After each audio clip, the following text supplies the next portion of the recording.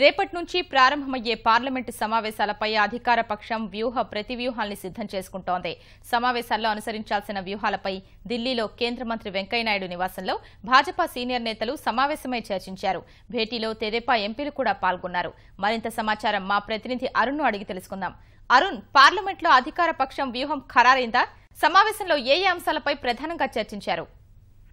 గౌసియా, కొద్దిసేపటి క్రితం వెంకయ్యనాయుడు నివాసంలో బీజేపీ సీనియర్ నేతలతో పాటు తెలుగుదేశం పార్టీకి చెందిన తెలుగుదేశం పార్లమెంటరీ పార్టీ నేత సుజనా చౌదరి, అదేవిధంగా మరో ఎంపీ సీఎం రమేష్ కూడా హాజరవడం జరిగింది.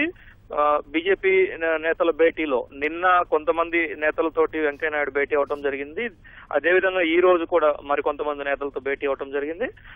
మొత్తం చూస్తే పార్లమెంటు సమావేశాలు అనుసరించాల్సినటువంటి వ్యూహ ప్రతి వ్యూహాలపైన ఈ తొలి 2 రోజులు అంబేద్కర్ జయంతి సందర్భంగా అంబేద్కర్ 125వ వసంతాలు జరుపుకునే సందర్భంలో దానికి సంబంధించి, అదేవిధంగా రాజ్యాంగం రూపకల్పన జరిగి కూడా శతవసంతాలు పూర్తయ్యే సందర్భంలో, అంటే అంబేద్కర్ రూపొందించిన రాజ్యాంగము, ఇతరత్ర అంశాలు, రాజ్యాంగం కల్పించిన హక్కులు, బాధ్యతలు, ఇటువంటి అన్ని అంశాలపైన కూలంకషంగా చర్చించాలి 2 రోజుల పాటు అనేది తొలుత నిర్ణయించారు. అయితే విపక్షము ఏ విధంగా సహకరిస్తుందో చూసి దాని ప్రకారం నడుచుకోవాలని, దీంతో పాటుగా తిరిగి సోమవారం నుంచి ప్రారంభమయ్యేటువంటి పార్లమెంటు సమావేశాల్లో కీలకమైన బిల్లులు, ప్రధానంగా జీఎస్టీని ఎట్టి పరిస్థితుల్లో ఈ పార్లమెంటు సమావేశాలు ఆమోదింప చేసుకోవాలని అధికార పక్షం భావిస్తుంది. దానికి అనుగుణంగానే అడుగులు వేస్తోంది.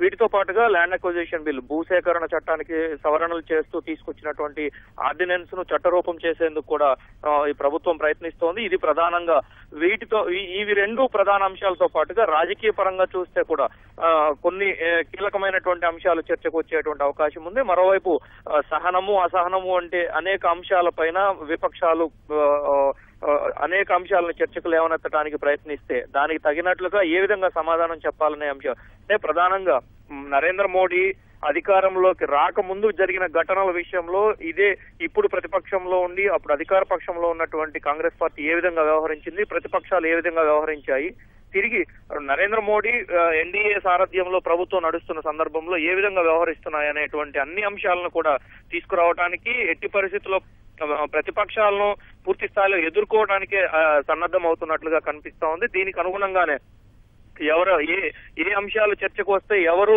దానికి ధీటుగా సమాధానం చెప్పాలి, ఎవరు దానికి ప్రతిస్పందించాలి అనేటువంటి అనేక అంశాలన్నింటినీ కూడా కూలంకషంగా చర్చిస్తున్నారు.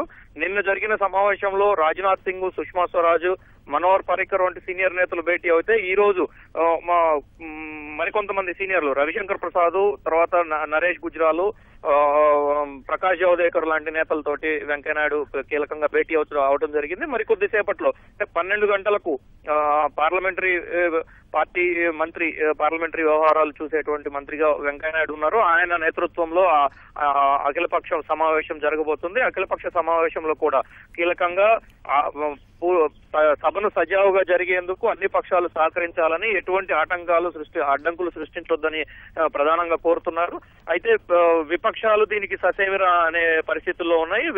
మరోవైపు బీహార్ ఎన్నికల నేపథ్యంలో వచ్చినటువంటి రాజకీయ మార్పులు, వీటన్నిటినీ కూడా ప్రధానంగా ఈ సమావేశాల్లో చర్చ సందర్భంగా వచ్చేటువంటి అవకాశాలు ఉన్న నేపథ్యంలో విపక్షాలు ఇచ్చేటువంటి అన్ని విపక్షాలు లేవనెత్తేటువంటి అన్ని అంశాలకు ధీటుగా సమాధానం చెప్పేందుకే అధికార పక్షం సిద్ధమవుతోంది. దీనికి అనుగుణంగానే ఆర్టికల్ 370 విషయంలో కావచ్చు, తర్వాత గోవధ నిషేధంపై కావచ్చు, అదేవిధంగా బీఫ్ వ్యవహారంలో కావచ్చు, ఇట్లా ఏ అంశాన్ని చూసుకున్నా కానీ ప్రతి అంశంలో అధికార పక్షానికి సంబంధించిన, అంటే ఎన్డీఏ ఒకవైపు బీజేపీ, మరోవైపు తెలుగుదేశం పార్టీ, అదేవిధంగా మిగతా ఎన్డీఏ పక్షాలన్నింటినీ కూడా కలుపుకొని పోయి మిగతా ఎన్డీఏ పక్షాలు అందరూ కలిసికట్టుగా ధీటుగా విపక్షాలకు సమాధానం చెప్పే రీతిలో ప్రతి అంశాన్ని కూలంకషంగా, విదేశాంగ విషయాలు లేవనెత్తినా కానీ దానికి ధీటుగా సమాధానం చెప్పే విధంగానే అధికార పక్ష సభ్యులను ఒకవైపు స్ట్రాటజీ మీటింగ్, ప్రతి వ్యూహాలతో కూడినటువంటి సమావేశాలు నిర్వహించడంతో పాటు అధికార పక్షానికి చెందినటువంటి సభ్యులను కూడా అందుకు అనుగుణంగా తయారు చేసే విధంగా పూర్తి వ్యూహాన్ని రూపొందిస్తున్నట్లుగా కనిపిస్తా ఉంది. గౌసియా, ధన్యవాదాలు అరుణ్.